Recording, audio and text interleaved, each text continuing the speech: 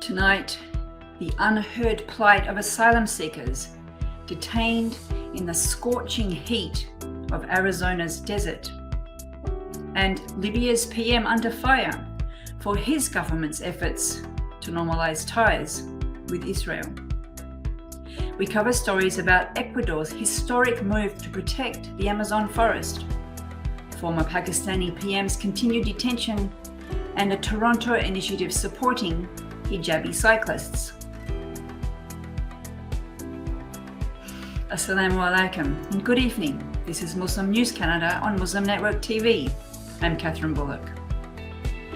The US Border Patrol has reportedly been detaining asylum seekers outdoors in the dangerous Arizona desert for almost a year, far longer than previously disclosed.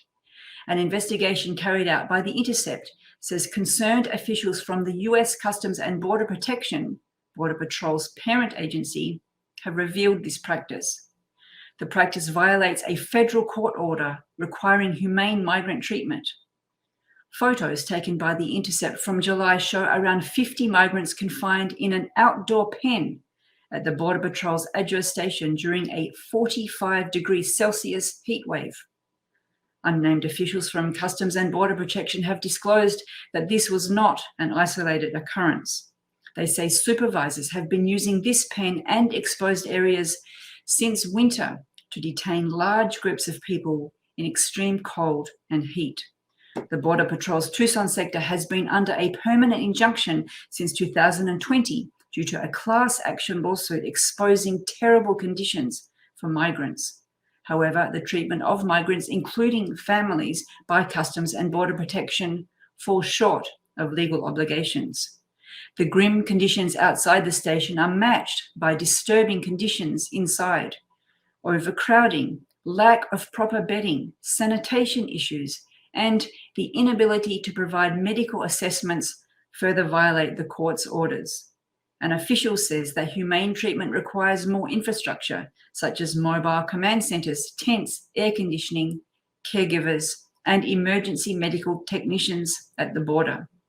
The lack of adaptation by the US government in the face of a rising number of asylum seekers from various parts of the world has resulted in a deteriorating humanitarian crisis. The conditions migrants endure are alarming. Officials express concern over the inability to provide humane treatment due to inadequate resources and planning. Libya's Prime Minister is under scrutiny for his alleged role in normalising relations with Israel. Calls for Abdul Hamid Dabeba's removal from office are growing. Dabeba dismissed Foreign Minister Najla al-Mangoush after a leaked meeting with Israel's Foreign Minister Eli Cohen in Rome came to light. The Israeli Foreign Ministry stated they discussed fostering, quote, strong relations. As the reports of the secret meeting became public, protests erupted in Tripoli and other cities. People burned tires and waved Palestinian flags. Libya's rival Eastern Parliament is demanding hearings, while Tripoli's Presidency Council seeks clarity. Libya's High State Council condemns the meeting. Libya's 1957 law forbids Israel ties. Analysts view al-Mangoush as a scapegoat for collective decisions. They link the meeting to US efforts for Arab-Israeli normalization. A Libyan expert says the PM and Parliament unfairly blame al-Mangoush. Dabeba met the US CIA director last year to discuss Israel relations. However, initial support for US-mediated Abraham Accords waned due to anticipated backlash in pro-Palestinian Libya. Ex-advisor Omar Toby insists Dabeba should leave, holding him solely responsible for talks with the Israeli Mossad. Critics oppose US involvement in Libya-Israel ties amid Libya's instability. Another analyst says Dabeba misjudged anti-Israel sentiment and suggests UN-US pressure for elections spurred the meeting. Israel's foreign minister faced backlash for discussing the meeting publicly, drawing US envoy displeasure. The Israeli foreign ministry denies leak involvement, but documents show Cohen's role in messages for Muslim countries seeking Israel ties. Ecuadorians have voted against oil drilling in a protected Amazon area. The decision is being regarded as historic. it will require the state oil company to cease operations in a region housing isolated tribes and biodiversity hotspots. Around 60% of voters rejected oil exploration in Yasuni National Park. The park is home to indigenous groups living in voluntary isolation. Designated a UNESCO Biosphere Reserve in 1989, the area spans 1 million hectares, harboring diverse wildlife. The referendum's origin dates back to 2007, when then-President Rafael Correa proposed refraining from oil exploration if rich nations compensated Ecuador through a $3.6 billion fund. However, the fund collected only a fraction of that. This led to plans in 2013 for oil exploration. After legal battles, a Supreme Court decision in May integrated the referendum into this year's election. The result is a setback for President Guillermo Lasso, who advocated drilling for economic reasons. State oil company Petroecuador, producing 60,000 barrels in Yasuni, must now dismantle operations. Oil is Ecuador's main export. It accounts for $1.2 billion annually in the federal budget. An indigenous leader has expressed cautious relief and hope for a cleaner future. A Pakistani court has suspended former Prime Minister Imran Khans' 3-year sentence on corruption charges, ordering his release on bail. A 2-judge bench of the Islamabad High Court, led by Justice Amar Farouk, which reserved the judgment on Monday, announced the short order on Khan's appeal.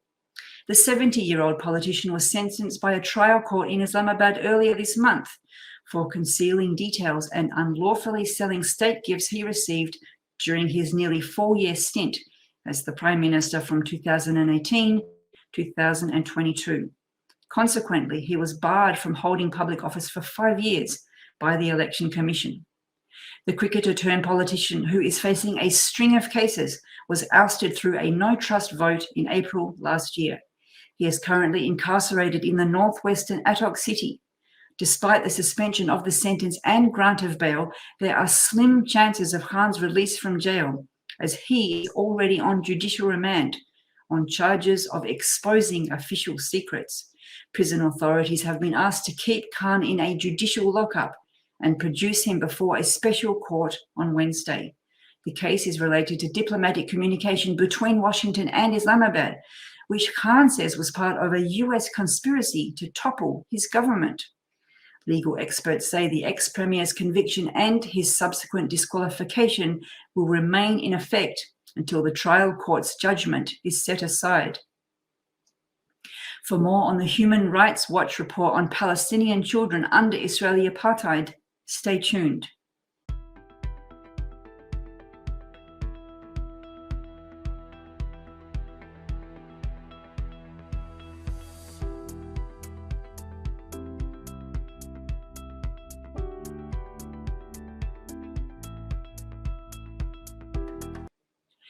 A Canadian woman says she feels devalued after hospital staff suggested she consider the Medical Assistance in Dying program when she sought psychiatric help. The program, commonly referred to as MAID, is being expanded to include mental illness sufferers. 37-year-old Catherine Mentler visited Vancouver's General Hospital Assessment Centre in June, seeking support for her suicidal thoughts. The hospital was unable to admit her due to bed shortage and prolonged outpatient waiting times. Reportedly, a clinician then brought up the topic of MAID. The clinician apparently felt relief following another patient's death due to mental illness and told this to Mentler. Mentler expressed feeling as though her life was reduced to a problem solvable through MAID.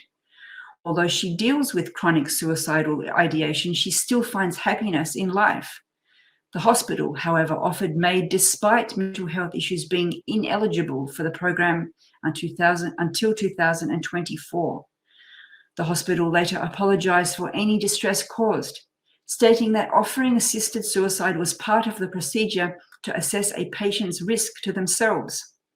Canada legalized physician-assisted suicide in 2016 for citizens or permanent residents with serious, incurable illnesses causing enduring, intolerable suffering.